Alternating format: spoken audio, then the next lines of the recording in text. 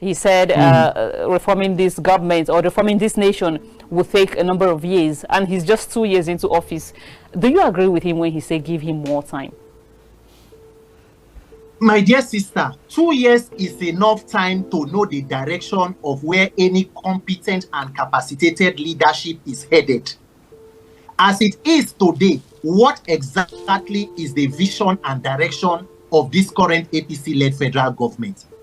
If the current government has invested the time it is using in politicking, in going about trying to pull political actors from other parties to the ruling party, in singing on their mandate they shall follow stand, if the government has invested a percentage of that time in governance and delivering the dividends of democracy, there will be no need for beginning campaign now before 2027, because the answers will be obvious. I mean, the president recently just commissioned 30 kilometers that is still even being argued whether it is up to 30 kilometers of a more than 700 kilometer road. So that should tell you, in a government of renewed hope, there is renewed hopelessness and exacerbation of the plight of Nigerians. Inflation, insecurity is on the rise, and every other indices of economic development is pointing in the negative. We are borrowing so much, yet the impact of the borrowing is not being seen.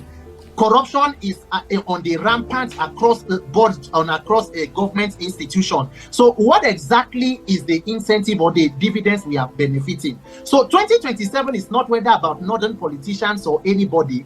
It is about a failed governance system and the more than 200 million victims of bad and dysfunctional leadership. So it is not about political parties. Nigerians must wake up and insert themselves into the conversation. That is why it is very important that we get this electoral reform.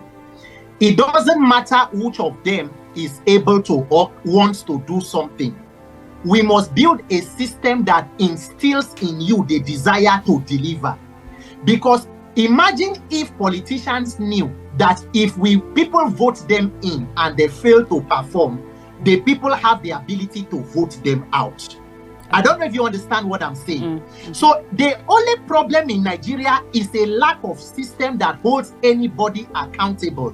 The fact that you can be the greatest disaster or calamity politically, and you can have a free ride. You can do 8 years. I mean, Buhari finished 8 years and installed the successor. So that is why this institutional reform on INEC is important. Let whoever that is the choice of the people emerge. Let the country support the person. If the person fails to deliver, let the same system that brought you in get you out, so that Nigerians can get somebody who they believe. By the time that system is up and running, let anybody who wants to go there and not perform, and see how the system takes you out. That is the beginning of laying the foundation. Other than that, people will go there, waste their time, embezzle money, do whatever they do, and they go. And we call them heroes past. Indeed, heroes past. And that's where accountability comes in, and which is very, very important. Thank you so much, Peter, for speaking to us this evening. It's been wonderful having you, and we hope to have you some other time. Thank you so much indeed for your time. My pleasure. Thank you for having me.